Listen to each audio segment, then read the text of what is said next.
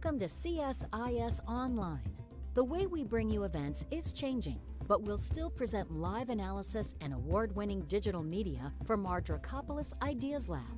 All on your time, live or on demand. This is CSIS Online.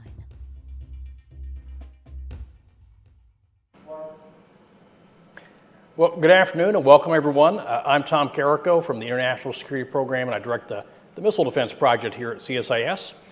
Today we're talking about the Army's Rapid Capabilities and Critical Technologies Office, or RCCTO, what it does for emerging technologies and its portfolio of air defense and long-range strike prototypes, but also its plans and authorities in support of the Army Modernization Strategy and the National Defense Strategy.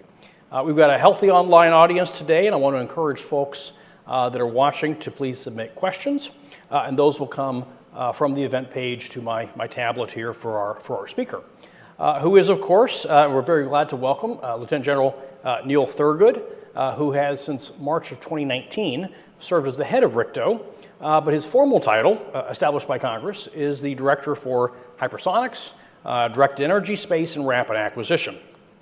We're going to walk through several pieces of that title here in a bit, but he previously served as well as the Director for Test for the Missile Defense Agency and was most recently deployed from 2017-2018 in Afghanistan. So General Thurgood, welcome to CSIS. I think I last saw you at a baseball game in Huntsville as everyone gathers there. We've got a lot to cover today, but I thought perhaps you might kick us off with just an overview of your portfolio and some of your priorities. Great. Well, thanks, Tom. First of all, thanks for having us today. Allow us to talk a little bit about the Army and the Army Modernization Strategy. It's a super great time to be in the Army. We're super proud of our soldiers who are deployed worldwide, over 130,000 of them in multiple countries doing the things that our nation's asked us to do. So we're super proud of them and would ask everybody to keep them in your thoughts. It's a great day in our Army as we think about how to modernize coming out of 20 years of the global war on terror into great power competition as it's described in the National Defense Strategy. In order to do that, we have to change how we fight and think and how we organize ourselves to accomplish that task. And to be successful at that, the Army historically has stood up unique organizations to help them behave differently, to help us do things differently. And there's multiple examples of that, from World War II through Vietnam, through the global war on terror, and now today. The RCCTO is designed to be one of those unique organizations designed to change the behavior of how we approach the modernization material part of our Army. And so if you think back a few years ago, as we were coming out of the global war on terror, the Army stood up the Army Futures Command under General Murray.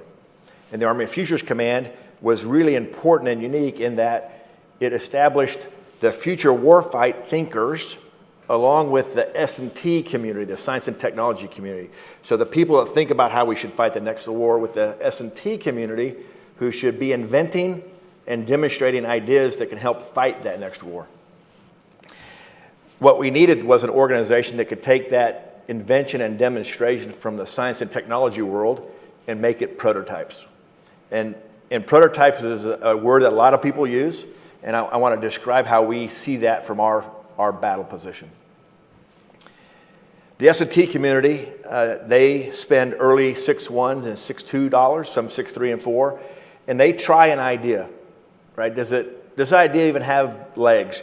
It might be a subscale model. It might be a piece. It might be a component or something like that. And we call that invention and demonstration. And they're really good at it. Our labs across the U.S. and our labs and our industry partners are really good at that idea. What happens is sometimes we lose the secret sauce of getting it from the labs to our soldiers. Sometimes that's called the valley of death, if you've heard that term before. And so our organization is designed to overcome that. Take the good ideas wherever they are. It doesn't matter if they're in the labs, if they're in industry partners, and prototype them. Prototyping is defined as a combat piece of equipment at the unit of action level. It's not one of a thing. It's pick the combat unit you want, whether it's a platoon, a company, a battalion, a brigade, and make a set of it and give it to soldiers and let them see if it does two things. Number one, is it safe? And number two, can it accomplish the mission we asked it to do. So if in long-range hypersonic weapons, for example, we have an offensive weapon to kill targets. Will that weapon system kill that target in a prototype state? And the reason we do that is we've learned a lot from business. We can do things at pace very quickly before we spend a bunch of infrastructure, a bunch of money in a formal requirements document process. We call that the JSIS process. Before you spend a bunch of money in DoD 5000 going through milestone A, B, C, that takes you multiple years.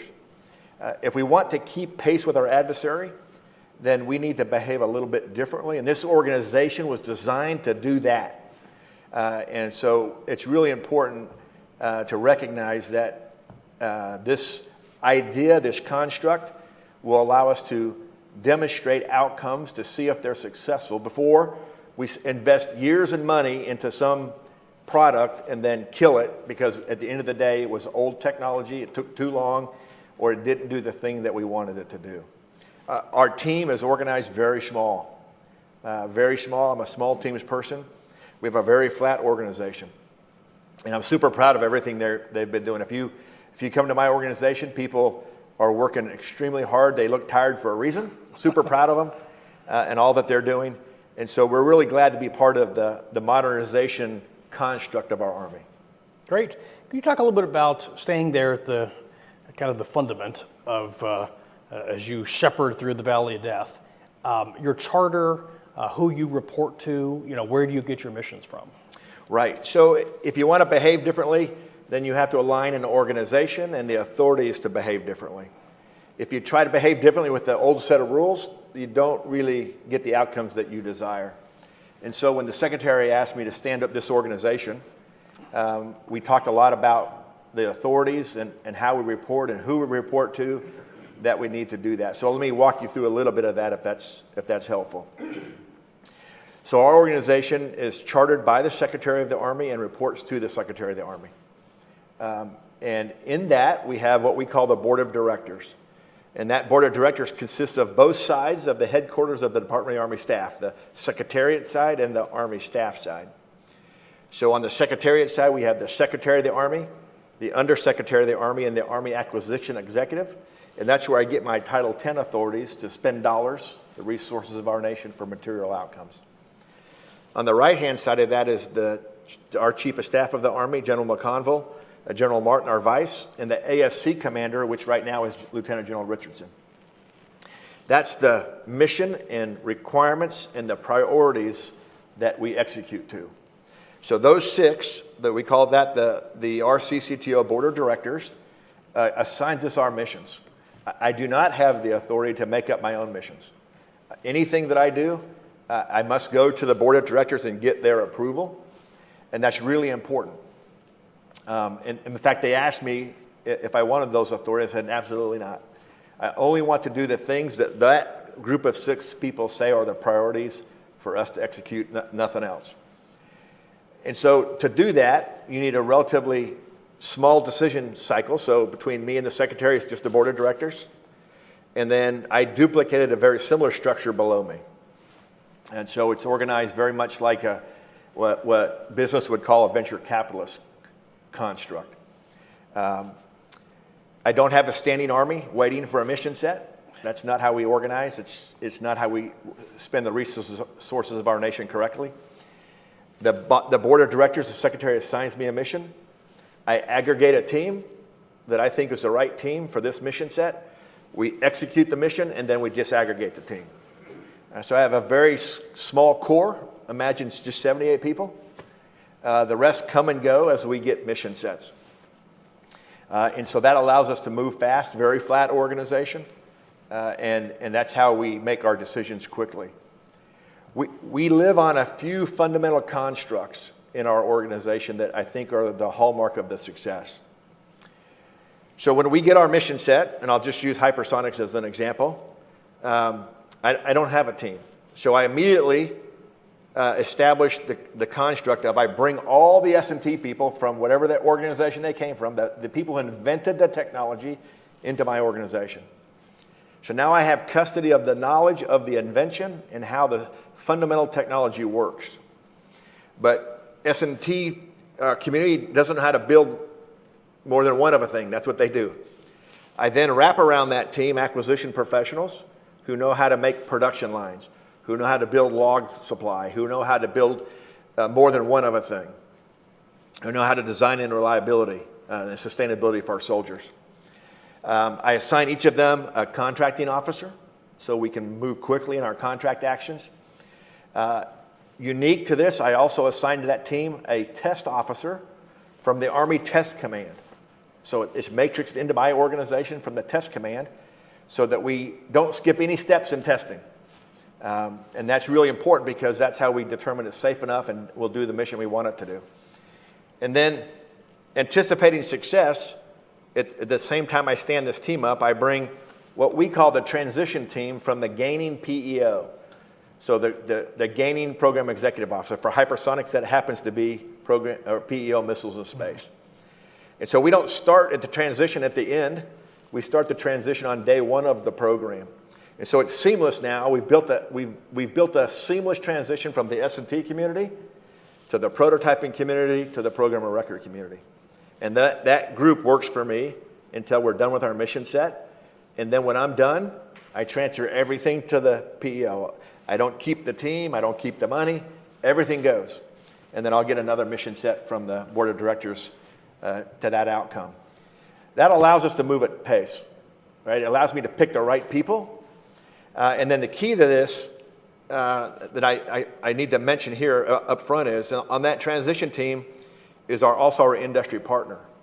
So I require industry to sit with me, a decision maker to sit with me, come to my staff calls. They see all my budget documents. We are 100% transparent. And what we found is transparency equals speed. You can imagine in a complex mission set like hypersonics where there's 5 or 6 key industrial partners. At first, they were very uneasy with this. You know, they're competitors in some situations and teammates in others. And so I literally had to get the CEOs all in a room. Here's the rule set we're playing by.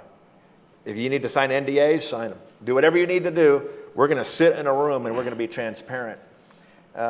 Little storming and norming, as you can imagine. But if it is a super model, if you want to coalesce a team toward a specific outcome for a specific reason and build the trust in that team to move at pace. So you mentioned the S&T, you mentioned the PEOs, the transition for that particular program. But could you say a little bit more about your relation to Futures Command and the CFTs therein?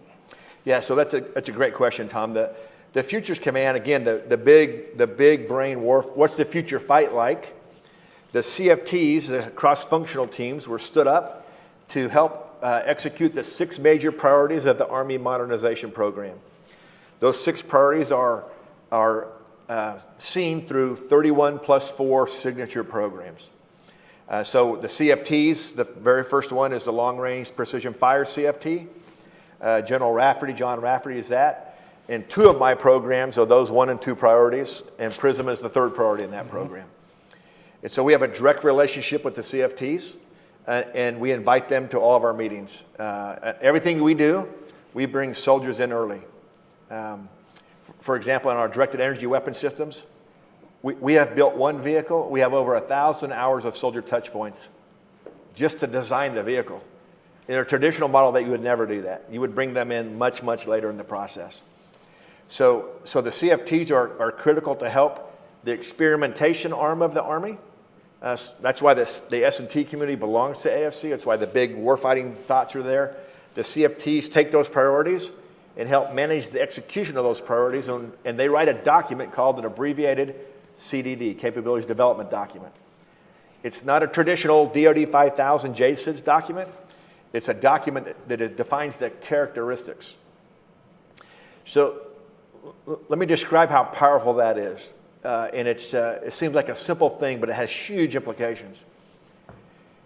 Traditionally, we would write in the joint requirements process, the JSIDS process, a CDD, a capabilities design document with thresholds and objectives. And that's written without really much input from the science and technology community, from the material community. And so the great warfighters that have been doing that in the past have made their best attempt to define, it must do these things or we don't want it. We don't want it. We actually don't know if it can be done, but we know we want it to be done. And we make those thresholds. And we have the Army, the Navy, all the services have many examples where a threshold critical capability was not met and we killed the program.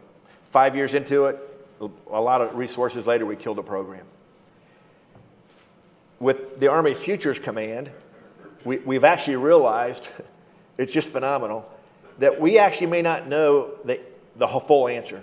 What we know are the characteristics we want it to be. That's a very powerful construct in that now we're not linked to it must do this. Here's what we want it to do. Now let's see if we can go find the technology to make it do that.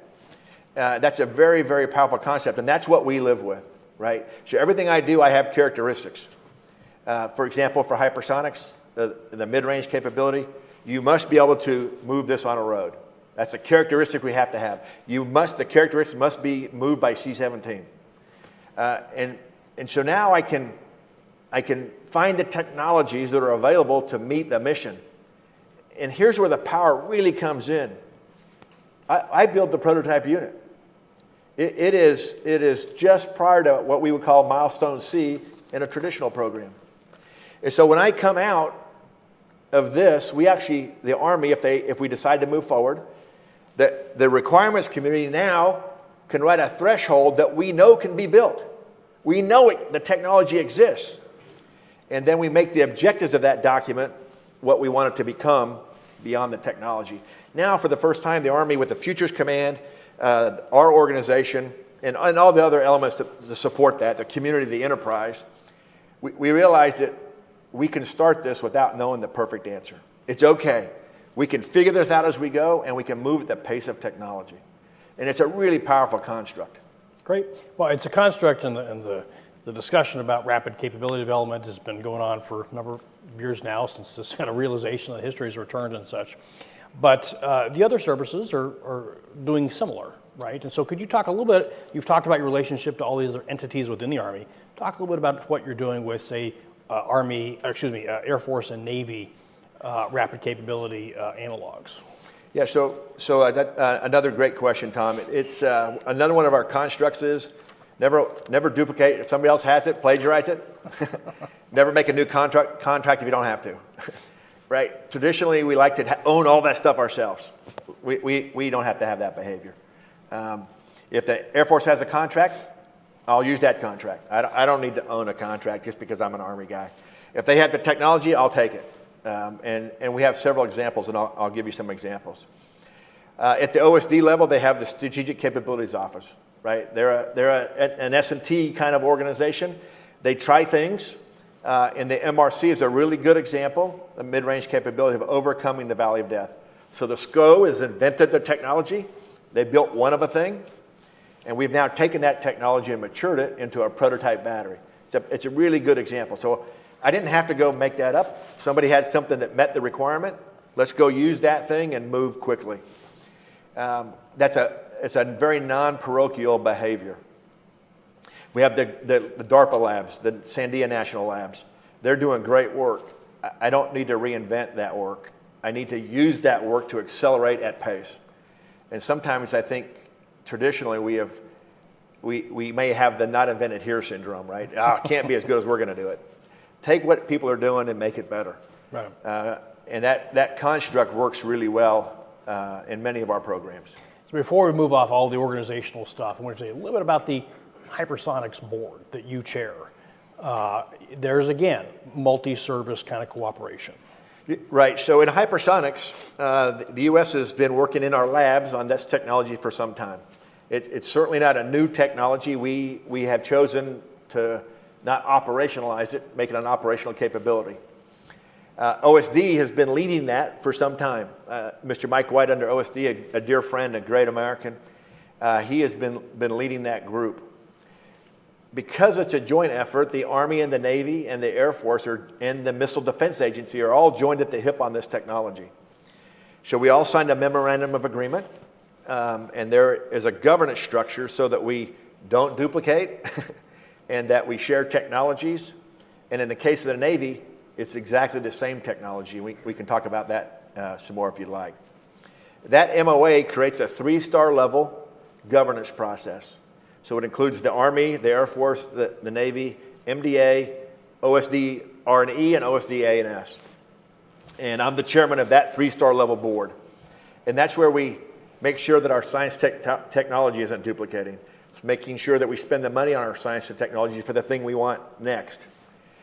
So it's a very powerful board, and we're all good friends. Johnny Wolf, my good battle buddy, John Hill, my battle buddy, we all served together in MDA and other assignments. So we have a great partnership.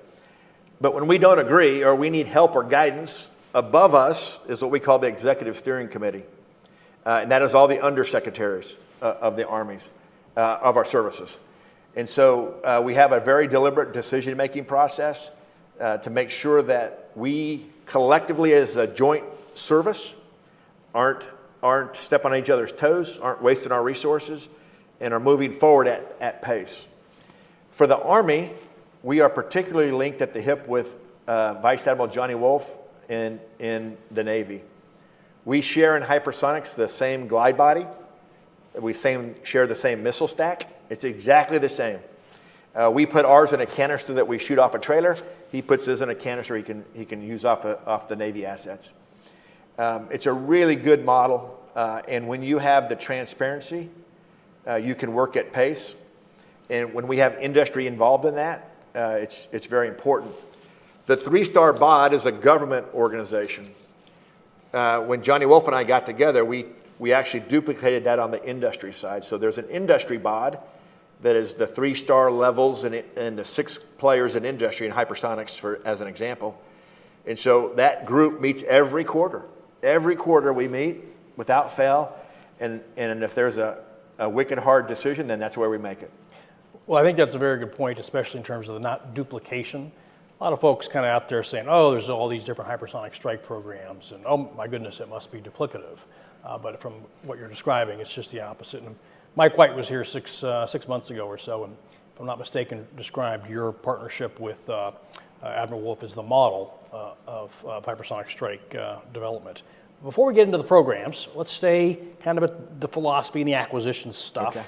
Another word that you use a lot is innovation.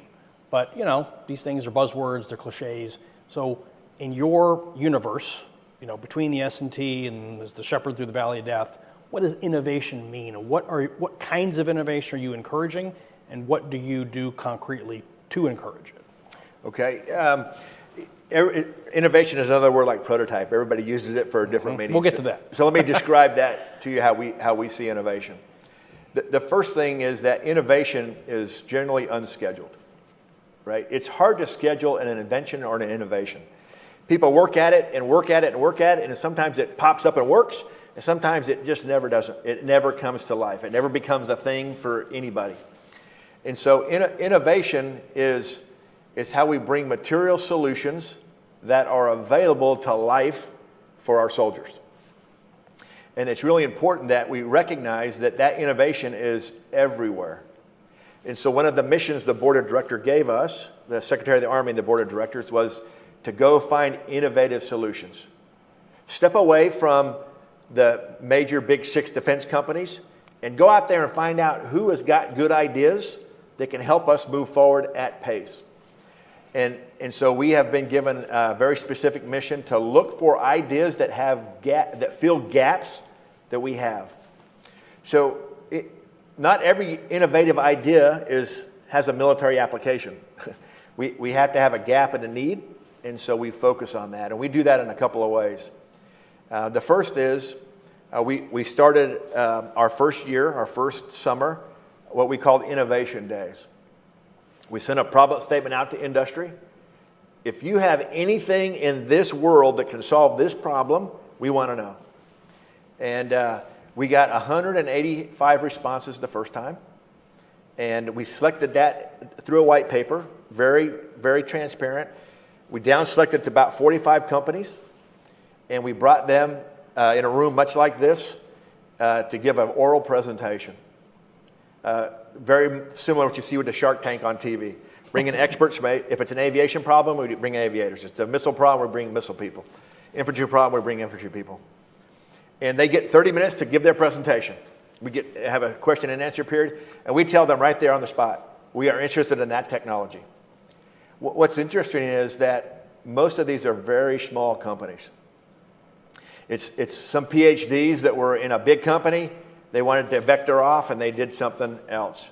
The second time we did this, 735 responses of white papers. Same process. Here's the dilemma you have to get through. It's hard for Congress and hard for our departments to put money in a pile where there's no specified requirement. Right? So how do we manage innovation with resourcing? And so the first year we did it, we didn't have any money. So I went back to the secretary, at the time Secretary McCarthy, and I said, sir, we did it. Here's what we want to do. We want to award these 6 contracts. And we fought for about 7 months and found money across the Army.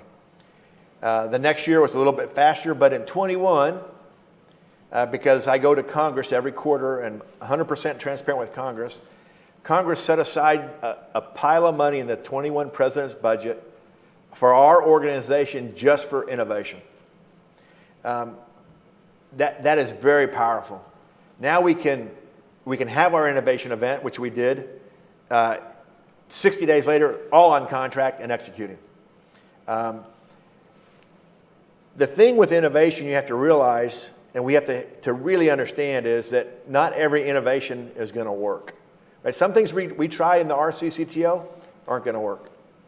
We are designed as an organization to prototype quickly, prove that capability exists and can be built, or prove that it can't.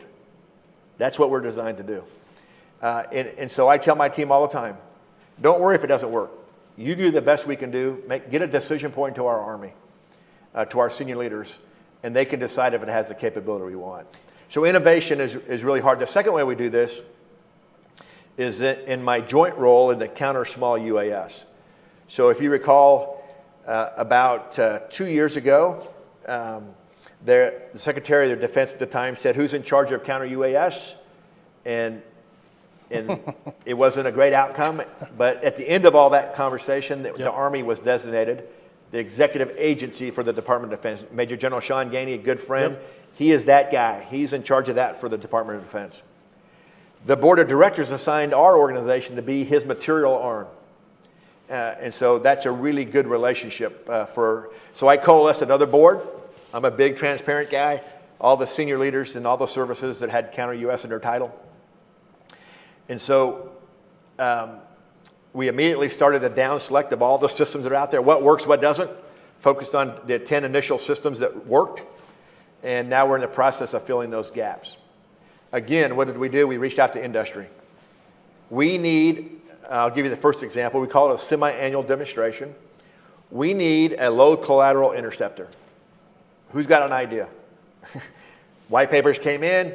We did a down select. In this case, we actually go to a live fire range. So we select them, and we go, okay, show up at the range on this date. We give you the targets. We pay for the range, and we do live fire events. We've done, the first one was really, really successful, but the technology they were presenting wasn't as mature as they might have wanted it to be. Well, but we're going to get into the programs here, but let me just stay on this innovation for 1 second, which is, I mean, if you've got a reputation, it's, kind of a snap the chalk line. Don't be late. There's a point at which the good idea fairy needs to go away. So how do you manage that desire for constant innovation, but also, okay, no more good ideas, stay on schedule. So what's that tension for you? Well, it's really easy. Quite frankly, it's easy when the Secretary of the Army calls you in and says, we want an offensive hypersonic weapon by FY23. What are your questions, Neil? I got it. I don't need any more guidance than that. But in the process of designing complex weapon systems or simple weapon systems, we can never stop learning, right? As soon as you stop iterating and learning, you're done. You're automatically behind the power curve and behind the threat. But what you have to do is establish decision points. And so for every one of our programs, whether it's a small widget or a hypersonic weapon, at this point, you stop adding good ideas.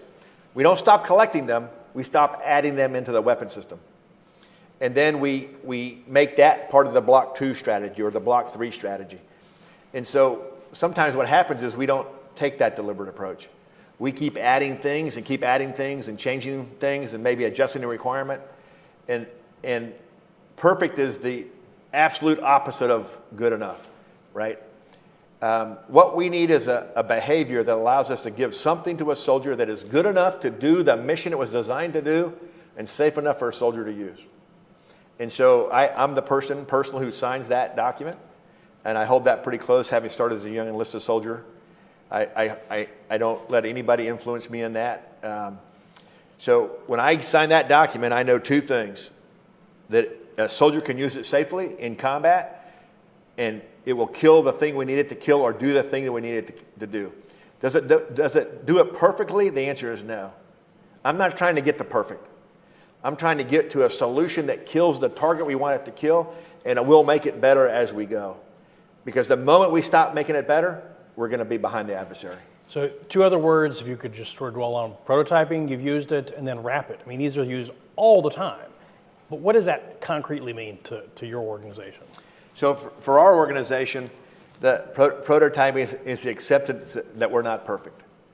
It's the acceptance that we don't know all of the answers, but we know enough to create a weapon system that will kill the target. And we do that at the unit of action level. We don't build things to go to a lab. We don't build things to go to a test center. Everything we build goes to a combat unit at some size and fashion.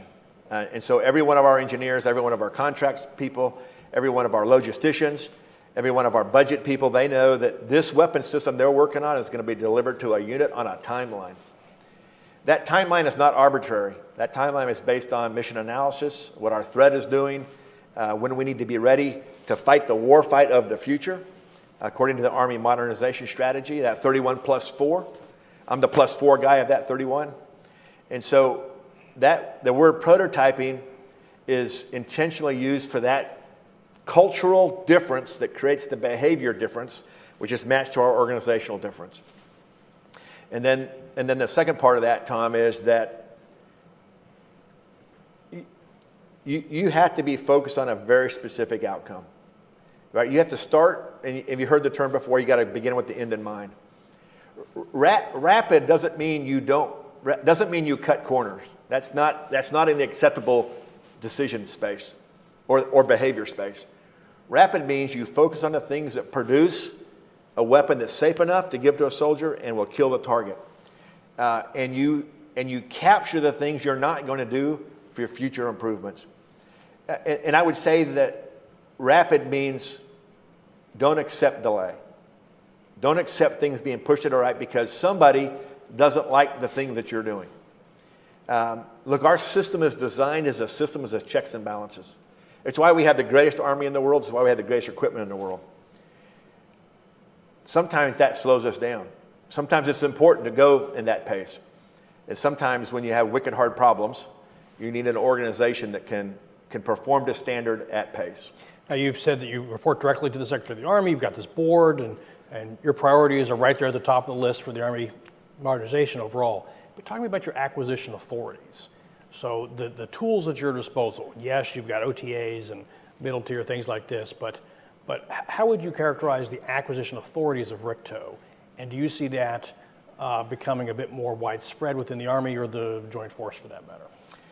So as I mentioned earlier, the board of directors consists of the Secretariat side and the headquarters department, or the Army side, which make up the headquarters department of the Army.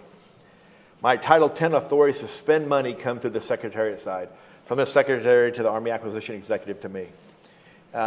When we stood up this organization, we realized that we needed to control as much as we can our own destiny. And so we asked for, and they assigned to us, a senior contracting official who acts as our head of contracting agency for our organization. Pretty unique. We haven't done that for years. It's not new, we just haven't done it for years. And so once the Secretary gives me the mission and I get my strategy approved and the money assigned, I go to my senior contracting official and I execute that contract. Whether it's a broad area announcement, as you mentioned, and other transaction authority, there are lots of ways to execute contracts. What we have is the authority to do that through our senior contracting official. The second thing that we have is milestone decision authority, similar to a PEO, but a little bit different. And I get that from the Army Acquisition Executive, right? So those authorities, unlike in a normal PEO, might be in multiple organizations. We have them in one organization. And so it's really important that you can control the priority of your workforce to match the priorities of the Army without having to go outside to get help from other people. Now as I mentioned, we're very transparent. I work really well with all the 3 stars in the Pentagon. They know exactly what we're doing. We're all good friends, grew up together. But I never confuse one thing, in that my decision body is the board of directors. It's not somebody else. And so keeping that focus with that alignment of authorities under the Secretariat side, with the priorities from the Army side, and the correct requirement document, the ACDD we talked about, those 2 things are very powerful. And this organization was designed to pair them together to execute. All right, well, let's start at the top of certainly I think it was then Chief of Staff General Milley laid out the modernization priorities several years ago, and right at the top of the list was long-range fires. So let's start with the field of hypersonic strike. It's in your title. Before we get into LRHW particularly, talk to me how you see the hypersonic strike capability, this high-speed, maneuverable capability. Why is the Army doing that? Why is it important? What's LRHW and things like it going to do? Give me that vision. Okay, and I think it's, let me draw a picture in your mind. Across the world, we have combatant commanders, and combatant commanders have a warfighting plan. And in that warfighting plan, there are targets apportioned to the services. And so the Army did, as they built the modernization strategy, what they call the strategic fire study. They took all the targets that were apportioned across the combatant commands and said, okay, what weapon system do we have that can kill the target we know we're going to be assigned to kill? And that created a gap. We needed a capability we didn't have at the time. And so that's how the long-range precision fire, the #1 priority, modernization priority for the Army, 3 subsets of that: hypersonics, mid-range capability, PRISM. And so it's very deliberate. It's based on our warfighting needs and the national defense strategy. And so it's not just that we need a hypersonic weapon, we need a weapon that can do this. In order to meet that characteristic that I described yesterday, I need hypersonic technologies. So it's not arbitrary and it's not happenstance. It's very deliberate process. The department, and I'll say the labs, DARPA, Sandia National Lab, have been working on hypersonic technologies for a while. Let me describe that to you, which helps fill the picture in. Hypersonic, if you're an engineer, simply means it goes 5 times faster than the speed of sound, right? We have lots of weapons that go that fast. Colloquially, when we use the word today, we use it to describe and mean a weapon that can not only go really fast, but can maneuver both vertically and horizontally in the plane. That's a much different problem set to solve. And so when we say hypersonics today, that's what we refer to. A weapon system that can maneuver vertically and horizontally in the plane of reference and go really fast. In order to win on the future battlefields in our national defense strategy, you have to have multiple ways to influence the battle. You have to do it from land. You have to do it from sea. You have to do it from air. And so you asked a question earlier, well, are they duplicative skills? They're actually not. We have to be able to fight on all the domains, including space, and we have to have weapon systems that can fight from each of the domains. Including basing from different domains. That gets you a different characteristic, right? That's exactly right. So how I move things through the air and where I can shoot from, how I move things on the sea, under the sea, or on land, all those things play into why you have some capabilities that are similar in all the services. It takes the joint force to fight and win. One service isn't going to do it alone. We know that. We need our allies and partner nations. We have years and years of history with that. And so the hypersonic weapon that the Army's developing, an offensive strike weapon, fills the gap in their national defense strategies from the combatant commands to the apportioned targets that we know we have for the Army in a certain warfighting plan. And so that's why we have the hypersonic capability. It's why we have PRISM. It's why we have the mid-range capability. It's why we're working on the other 5 priorities inside the Army. You quoted the Army Strategic Fires study from several years ago, but of course, it wasn't just the Army that decided to go out and do this on its own, if I'm not mistaken. Really, this goes back to probably the late Obama administration in terms of multi-domain basing for fires. Is that correct? Well, multi-domain basing is certainly not a new construct. The fire study I'm referring to was just done in the last 2 years, so it's probably an update to that. Right. And that describes, again, the apportionment of targets and what we need to be able to kill and our part in the battle plan, in the battle sequence.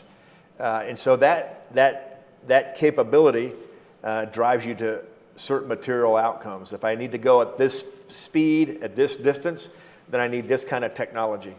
And it happened to be that in the case of the Army and the Navy, we share exactly the same technology on hypersonics. Same glide body, same missile stack. We launch it differently from different platforms, depending on what we believe the battle space is going to permit. Now, you've got this, what Mike White called it, the model again. Some folks say, oh, well, all these different services pursuing this capability, what if the Army were to go away on the long-range hypersonic strike? I mean, at the very least, wouldn't that be a big bill for the Navy that they'd have to eat, given the cooperation that's going on there? Well, I think when people ask that question, Tom, they're making some assumptions, right? So the assumption is that we have freedom of the seas. The assumption is that we have freedom of the air. I'm not sure those are always good assumptions. We have the world's greatest Air Force, greatest Navy, but in the anti-access aerial denial times of today, just study our adversaries, we know that we're going to be challenged to get into those domains. We got to create penetration and lanes of penetration to move forward, follow-on forces and exploit that so that we can fight and win our nation's wars that we're assigned. And so I think people might be a little bit parochial when they go, you don't need an air component, you can live with the land component. It goes that far, that fast, you don't need an air component. You don't need a sea component. I think you have to realize that the domain is contested everywhere. And we have a lot of history that says that's absolutely true in combat. And that allows us to focus on that. The advantage is, to your point, Tom, I think, is that I don't need to duplicate it. I can share that with the Navy. I don't need an Army unique hypersonic weapon. I can share that with the Navy. Now, how I get it off an aircraft, if the Air Force decides to do that, is a different problem set. But how I launch them, we can share technologies. We don't need to be parochial anymore. So you've got the launcher, the pictures of the LRHW launcher out there. It's a beast. What's going to happen in FY23? You're going to hand it off, presumably, to the PEO. Is there going to be a delay for EMD? How do you envision that? So the way we constructed this, as I mentioned earlier, Tom, is to be seamless. The reason the transition team is assigned to me now is they're writing the POM documents, so there is no delay. There is no gap. You can't build a prototype weapon system, spin up industry to do that, and then say to industry, no, sorry, we're going to wait 2 more years for the next POM cycle. That's a strategy that doesn't work. The Valley of Death is a perfect example of that.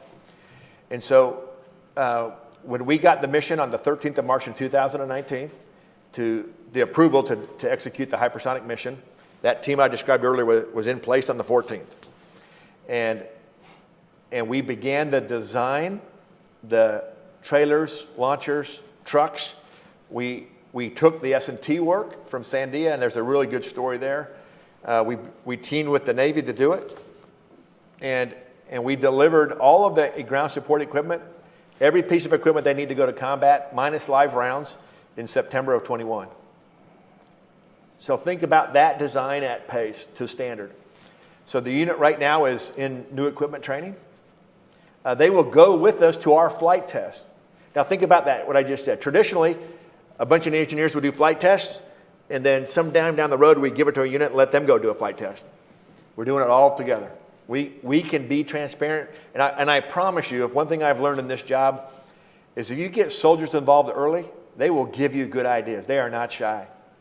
Before we even built, I'll give you an example. Before we even built the first trailer, we had soldiers from Fort Sill, long-range shooting soldiers, in a virtual environment, walking through the equipment And here's what we did with it. They were all in their combat gear. We had a generator on one of our trailers. And we said, do this maintenance action on the trailer in the virtual environment, 3D and virtual environment. And the soldier didn't have enough room with all his combat gear on to get the leverage on the tool he needed. And so that is huge. Now think about how we've not done that. 4 years later, we're out at unit, soldier can't repair the piece of equipment. So we actually changed the virtual design before we even began building metal with our soldiers. So this is virtual modeling and sim in the digital engineering for this. Yes, yes. Something we traditionally would never bring a soldier that early on in. So we have over 800 soldier touch points, hours in hypersonics, before we even fielded the first unit. So the unit now has their equipment and their training. We'll take them into our flight test. So we have a series of flight tests between now and 23, and the soldiers will execute those. So truth in lending, the first time, there'll be an engineer standing right next to each one of them. Okay, do this, say this, touch this button. And then the last flight test in 23 will be their certification flight test. They're ready to go to combat. At the same time we're doing that, we're finishing the design of the all-up round. Not a sequence, in parallel. And is the glide body a key part of it? Is that going to be transitioning to PEO missiles in space as well in the near term? Yes. So that's a great story. Let me take a second to tell you the story. It's really great.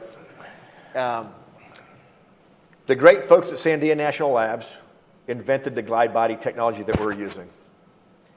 When I got the mission, the first place I went to was Sandia. The second place I went to was DARPA. And we chose to pair with the Navy, and the Navy was already working this at Sandia National Labs. In the MOA that I mentioned earlier, with our Common Hypersonic Glide Body Board of Directors, the Army is responsible to produce the glide body. The Navy is responsible to produce the missile stack. And then we make those at a facility in Cortland, Alabama that's just being made right now. We're making the building as we're making the weapon. So when I got the industry bod together, I said, okay, you're going to go out for a year and a half, and you're going to learn how to make these at Sandia. We call that a leader-follower strategy. Very different. Normally we'd give a contract to a company, go figure out how to do it. No, we don't have time for you to reinvent what the labs already know how to do. So we took, for a year and a half, we took our key players in glide body, Raytheon, Lockheed, Dynetics, General Atomics. We put a team together under Dynetics who won a competitive competition to build the glide body. And they learned how to make them from the PhDs at Sandia. So the next flight test, we built that glide body at Sandia, what we call Joint Flight Test 2. Industry built that at Sandia. And now, right now, as we're sitting here today, industry's back in Huntsville, Alabama at the factory. Sandia is now there watching over their shoulder. So we changed the roles. It seems intuitively obviously to do it that way. Until you go, when was the last time we did something like that? Well, you listed a handful of companies there, but could you talk a little bit to the industrial base for this? I mean, this is something that's kind of been a science project for a long time, and lo and behold, we're now super interested in it. How do you see the industrial base for thermal protection systems, for the ability to scale up and build these things more than the onesie, twosie, or twonsies kind of things? How do you see that now? I would say characterize our industrial base is aggressive and immature in hypersonics. Right? There is no, 2 years ago, there was no industrial base for hypersonics. We were building a glide body once every 3 years in the labs. You don't need an industrial base to do that. And so in hypersonics, the glide body technologies, not the missile technology, but the glide body technologies, you have to build the industrial base. I can't go from 0 to, I'll just make up a number, say 50 a year. That is unrealistic, right? I have to teach industry how to do it. They have to, we're literally, Tom, building factories as we're finishing the design. And so I would say that under hypersonics, it's an emerging industrial base. So on this front, before we move on, we got a couple other big buckets to deal with. There's been the suggestion that, some of the testing failures across the joint force for the Hypersonic Strike, everybody's talking about going fast. the suggestion has been made that, maybe the reason there's been some of these failures is because we're going too fast. What do you think about that? Unpack that for us. A lot of people confuse speed with cutting corners. And that's just a behavior that, as I mentioned earlier, are fundamental constructs. You don't get any relief from the standard. Speed does not equal relief from standard. And you have to build that into the culture of the organization. You also have to accept that you're going to have failures. There are no perfect programs. There are no perfect solutions. And when I first got this mission, I went to Congress, and I laid out the test strategy and how much money we needed. And I said, I promise you, all this will not go like that piece of paper says. I promise you it won't. We're going to have some failure that's going to happen. You're going to call me over, and you're going to chew me out, and I'll explain to you what happened, and we'll keep pressing forward. If you want to go at pace, there is some risk associated with it. Risk is not something to be shied away from in my world, or anybody's world, for my opinion, is something to be managed and controlled. Uncontrolled risk is chaos. That's process failure. If you want to move at pace, you must accept that you don't get relief from the standard, period. If you do that, if you have that sense, or people are sensing that, you have to squish it. You have to squish it immediately. I promise you, Neil Thurgood will not sign a piece of paper and give a piece of equipment to a soldier that is not safe. I will not do it. I don't care if it takes 100 years. That is not what Thurgood is going to do. And so we've had some failures, right? We've had missile body failures. We've had glide body parts that didn't work like they're supposed to. The supply chain, while we're in COVID, has been wicked hard to solve. But we get paid to solve hard problems. And that's why we have great leaders in our organizations and great engineers to help us solve those wicked hard problems. And when they know with the clarity of the mission and why the mission's important, not just that it's important, but why, I tell you, the motivation and passion across industry and across the workforce is amazing. So let's move. We can spend the rest of the day on this field, but we got to move to the mid-range capability. Kind of a VLS canister on a truck, beautiful concept, tons of applications there one can imagine. Talk to us a little bit about that. It's the Typhon Launcher, if I'm not mistaken, that you rolled out in August. Why does the Army need that in addition to LRHW and PRISM? So the Typhon program, and the reason we call it the Typhon program, by the way, is that mythical creature has multiple heads, right? So the Typhon program can shoot multiple missiles. Well done. It really is. Engineers came up with that. They did really well. I talked earlier about the strategic fire study. I talked about the apportionment of targets. Not every target is way out there, and not every target's close. So the Army has in the long-range precision fires modernization priority, long shooters at pace called hypersonic weapons. We call that Dark Eagle. Mid-range capability Typhon, and short-range PRISM.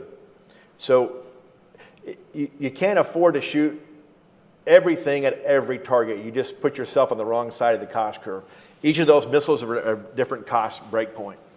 And so when you know the things you need to kill in layers, then you need a set of missiles that put you on the right side of the cost curve in combat so that you can win and not shoot a really high-end missile at a really close target that doesn't really need that kind of technology or that kind of kill capability.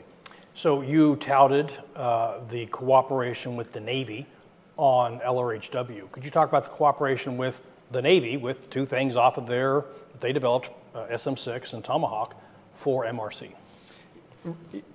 So it really started with the SCO, as I mentioned earlier, right? So the SCO inventors, scientists said, hey, I wonder if we can take a Tomahawk and shoot it off a trailer. And it was a good idea. And they tried it, and it worked. They waited till we were out of the treaty. True. And it worked. It wasn't a solution that you could give to a soldier, but they proved the invention, the demonstration could work. And then the Army made the decision to pursue that technology. And so think about the idea that I talked about earlier about not being parochial. So we literally took a Mark 71 launch mechanism, cut it in half, put it in a trailer. That launcher works. I don't need to make my own.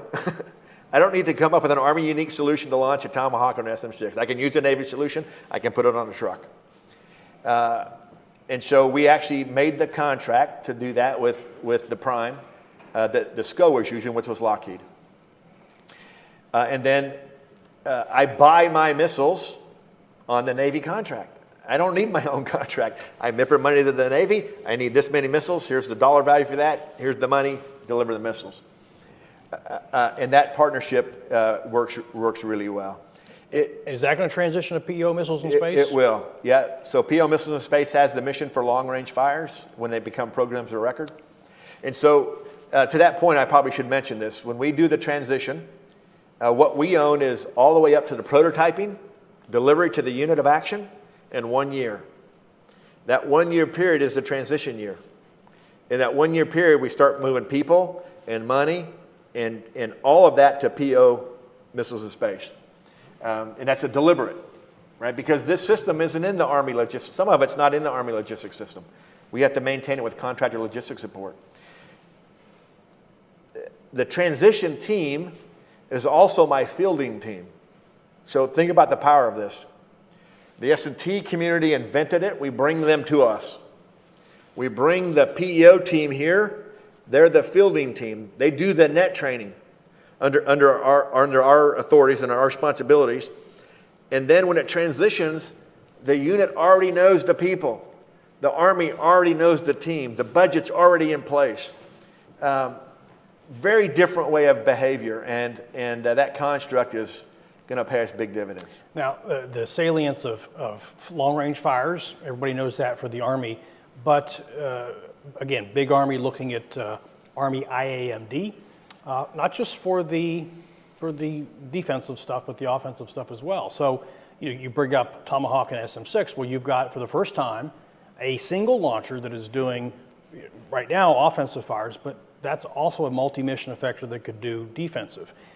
Do you see it becoming that multi-mission, the Typhon program becoming that kind of multi-mission thing with the right networks and fire control and such? So I'll link a couple of ideas together that I think solidify that very idea, Tom.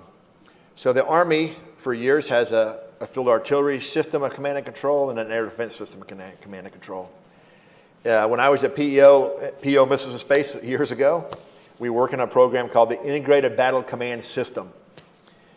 Initially focused on the air defense piece, but there's a plan in place to make that the command and control system for both offensive and defensive fires. That's a wicked hard transition, and General Rob Rash is working really hard on that. Our weapon systems up until this point have been designed to do defense or been designed to do offense. And as you just mentioned, for the first time on the rails, the SM6 can do an offensive or a defensive mission on the rails. You just have to tell it which one you want it to do. That's probably a path that's going to grow in the future. The Mark 41, the Mark 71 launcher can hold many more missiles than a Tomahawk and an SM6. Many, many more, hence the name Typhon. And so I think the MRC program will be very much proliferated across our service, probably with our allied and partner nations, because it can shoot so many weapons. When the Navy made the construct of the Mark 71 launcher and made all the missiles compatible with it, they stumbled onto, or intentionally, a powerful construct. It's beautiful. It's beautiful. Many, many wonderful things. Yeah, so we took advantage of that. And so, you can see a time in the future when a mid-range capability battery could be assigned an air defense mission, shoot SM6 only. Or it could be assigned only offense to shoot Tomahawks and SM6s. So the Army really made a pretty good choice for that mid-range capability at a relatively low cost to kill the targets that we've been apportioned. So let's move, in the time we got left, to kind of our last big bucket, which is directed energy. I wonder if you could, before you get into the programs and the specific air defense missions that you've got here, talk about kind of your vision for directed energy within the big Army. Yes, it's kind of been an S&T effort for DoD-wide, but when you think about directed energy for the Army, I don't just mean lasers, what does that mean to you and how do you see that moving out? So directed energy, Tom, as you said, is one of those things that's always 5 years away. It's always 5 years. The next 5 years we'll be ready. And And about 10 years ago, I actually was given a mission to work on high energy lasers. And industry had convinced the department they were ready, and I brought them all out to the range. I'm a big demonstrate it to me kind of guy, and nobody could shoot. So we kind of walked away from it for about 10 years. The technology now has increased. So directed energy doesn't, as you said, doesn't mean just high energy lasers. It also means other forms of high electronic stuff. We often refer to that as high power microwaves. And so a directed energy weapon called a high energy laser is designed to see a target and kill a target and move to the next target. See a target, kill a target, move to the next. Very much like our kinetic interceptors. If I'm going to shoot a Stinger at an aircraft, I'm going to shoot the Stinger, I'm going to go find the next target and shoot another Stinger. Lasers work in that same fundamental kill chain construct. High power microwaves are different. They work in the construct of kill anything in the cone. Whatever has electronic components in that cone, it's going to kill, whether it's 1 or 10 or whatever it might be. And so if you look at the future of directed energy, you have to begin with the basic construct that you've heard me say already today, which is there is no perfect weapon system that works everywhere all the time in every environment. I have never found that weapon system. And so you have to have multiple ways to kill targets. Some of them are, think about how many ways we can kill a tank today. Right? Some we do with shoulder-fired weapons. Some we would do with vehicle-mounted weapons. Some we would do with other armored vehicles. You have to have the same thing in air defense or any defensive position that you're moving forward. We need to be able to kill things kinetically. We call that the MSHORAD program, KE, kinetic energy, MSHORAD. It's paired with DE, directed energy, high energy lasers, 50 kilowatts on a Striker. And that's with the maneuver force, protecting the people that are on the move in combat vehicles. All of the Army is not all the time in those situations. Some of them are in fixed base defense or semi-fixed. And so then you can pair high energy lasers with high power microwaves, right? To kill things that in layers, layered defense. Kill things as far as you want, as far as you can, and then, what we would call in the Army final protective fires when things are about to be really bad, go to final protective fires. And so directed energy is one of the tools. I would be an advocate to say that it's not the tool. It's not the placebo of life. It's not going to solve all the problems we have. It's just another arrow in the quiver to allow our soldiers to engage the enemy on the battlefield. And in hopes in doing that, they have the opportunity to return back to their families. So you've, in the voiceover there, you had kind of a blurring of these, I guess called units or levels. I mean, you talked about DEM SHORAD. I think you were alluding to kind of the counter UAS thing as well. There's also IFPC. Can you walk us through that? When the CFTs talk about this, they talk about the mixing and matching of the kinetic and the non-kinetic, but also the blurring of effectors between those three different levels. So mixing and matching of Patriot and IFPC and DSHORAD. What do these several effectors, like, how's that all going to work together in terms of the HPMs and the lasers and the kinetics? How do you see that for air defense artillery and other things? Yeah, so I'll describe it this way, Tom. The effector is simply the mechanism to kill the target. What you're describing is the command and control systems that integrate those, right? So FADC2 does that. That's what it's designed to do. AFATADS and FADC2 currently.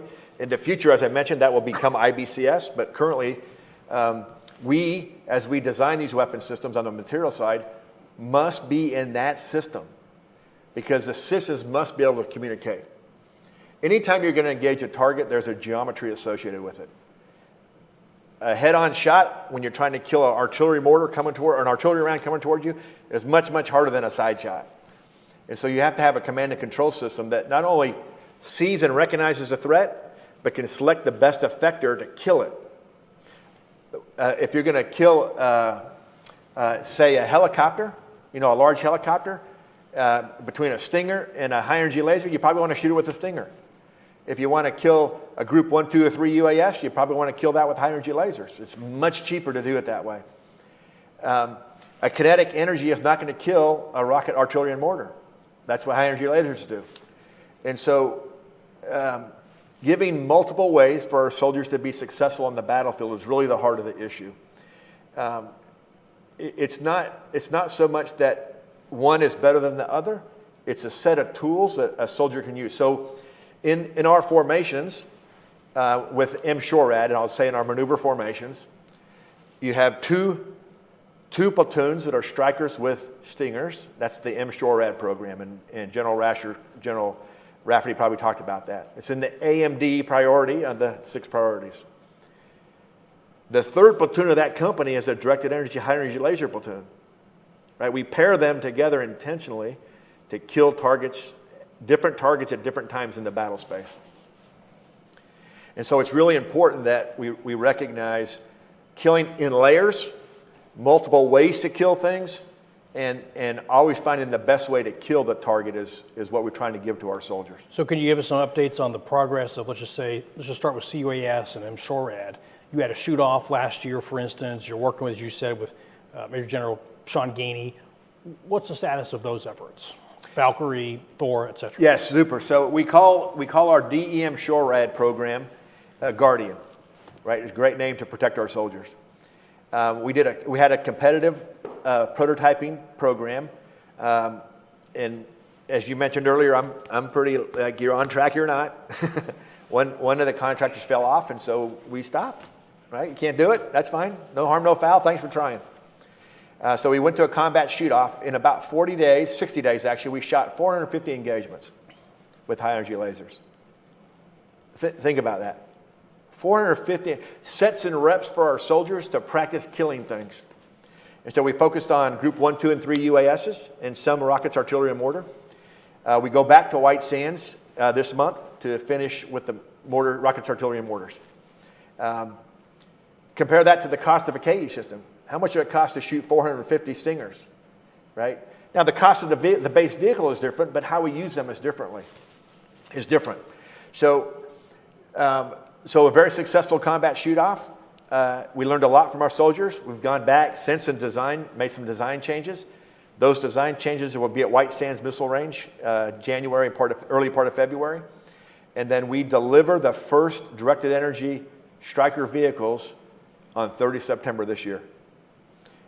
We received that mission on the 23rd of May in 19. So these are the 50 KWs. 50 KWs on a Stryker.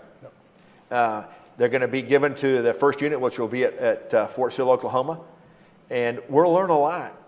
We're going to learn, I hope we learn a lot. And presumably, once you hand it over to the soldiers and they start playing with it, they're going to come up with things that maybe the engineers and the designers hadn't thought of. Oh, I promise you they will. I hope they do. Yep. I really do. If you just go back, so when I was a young lieutenant and I'd get a piece of equipment and I'm like, hey, why did they put that bolt there? If you just moved it a ½ inch, it'd be a lot easier. I hope we learn that kind of stuff. And that's why you prototype. You don't prototype for perfection. You prototype for combat activity that's safe. I'm deliberately trying to fuzz up the boxes here and talking about the other missions, but I mean, I'm talking especially in terms of the offensive capability. So yes, it's in that nice little DEM SHORAD and IFPC bucket, but how do you see those evolving for the offensive applications as well? The things that you're putting out and handing off. Yeah, so I think there definitely is a future for that. I'm not sure we have defined that very well, quite honestly, Tom. The DEM SHORAD, the 50 kilowatt on the Stryker, is designed with the maneuvers. The IFPC, fixed base, 300 kilowatt class laser, paired with high power microwaves, shoot at distance and up close. Look, we have a lot to learn. And I'm not sure we know all the answers. And that's okay. We don't have to know them all right now. What we have to do is learn and figure out, even in a defensive start, just like we will in SM6, how do and when should we, should we, what's the policy going to be to take that to an offensive capability? So I think that those discussions are way out there in front of us. Wicked smart folks up in the Pentagon will figure that out. My job is to figure out how to make one. So you alluded to the 300 KW for the IFPC fixed and semi-fixed positions as well. How's that program going? And awesome that the 50 KW is going to be out there fielded this year. Where do you see 300 KW come online? So 300 is the 300 kilowatt and the HPM are really good examples of I don't have to invent it. SMDC, the Space Missile Defense Command, under General, good friend of mine, Dan Karbler, they had an SMT program to build a 100 kilowatt laser. And when they started that, 100 kilowatt was really good. It was state of the art. It's not anymore. 300 kilowatts is the state of the art. So we transitioned that to a 300 kilowatt program. I immediately teamed with OSD, who has what they call the High Energy Laser Scaling Initiative. So they're actually paying contractors to develop this. I don't have to do that. I don't have to repeat that work. I need them to take that work, demonstrate it to me that it's viable, and then we'll put it in a combat vehicle, in a truck, not a maneuvering vehicle. And so this August, there are 3 companies who are in that teaming relationship with OSD with us, and they'll demonstrate to us, and we'll select one of those 300 kilowatt lasers. Then we'll put it in our vehicle. The same is true with high power microwave. When we got that mission, the same time on 23rd of May at 19, high power microwave wasn't really talked about like it is now. The Air Force S&T program had a program called Thor, high power microwave. That was the best thing we had. I don't need to make that. I'll use that one. And so for the last year, that system has been forward deployed in combat, and we've been testing and watching it. And that might be a good solution for the Army. We'll see. That assessment's not over yet. Under General Gainey, in one of the gaps he identified in the Joint Requirement for Counter Small U.S., his requirements team said, we need to kill swarms of things. That's the purpose, one of the purposes of high power microwave. So our semi-annual demonstration I talked about in April, we just did our white papers. We've done the down select. The companies don't know yet, so I'll be careful here. They'll come out to Yuma Proving Grounds, do a live fire. At the range, we'll fly swarms. Show me you can kill something. And if that works, then we'll have choices. Industry has, in this case, has responded very well with high power microwaves. 2 years ago, 3 years ago, it wasn't that important to industry. We've been out there talking about it. We know we need it. Now industry's responded, and they come up with some really good solutions. So on that exact topic, you said you characterized the TPS and the hypersonic industrial base. How do you characterize the industrial base for directed energy right now? So we I would say that's where hypersonics is an emerging industrial base. MRC's mature industrial base. Those production lines are run up. Yep. Directed energy is emerging industrial base. We're taking this technology from industries, using it for industrial output. So it's relatively, I wouldn't say it's as mature as making a Black Hawk or making a jet for sure, but it's growing. All the services are engaged in it in the high energy laser domain. We're tied together with all of those programs. We know what each other are doing. I would say it's a growing industrial base. There's a real opportunity there, given the technology works, for industry to really take advantage of that. So you mentioned the, we've talked about the DE side of IFPC, but while we're there, and before we close out here, you also touted again, it's going to have to be a kinetic and non-kinetic mix because there's weather and everything else. Do you see RCCTOs having a role on the kinetic side of IFPC? I'm talking about future increments or tech insertion. I guess it would be both IFPC and also LRHW future evolution. So for the future things beyond the prototyping, in my particular case, I have the responsibility for the S&T work, also for hypersonics and for high energy lasers. And so we're forecasting that now. Here's where we're spending our S&T dollars that eventually will become, hopefully through the Valley of Death, and become a capability. Our organization is designed to do things that haven't been done. These aren't ECPs, they're engineering change proposals. These aren't small mods to a weapon system. PEOs do that kind of work, right? So if there's going to be a small mod in the future, then we're going to do an engineering change proposal, and the POs will do that. When the Army has what I often describe as wicked hard problems that need to solve at pace, that's why we exist. We're not the ECP group.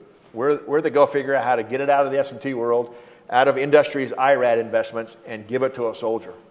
I hope that we never stop changing our equipment. We must always be improving it.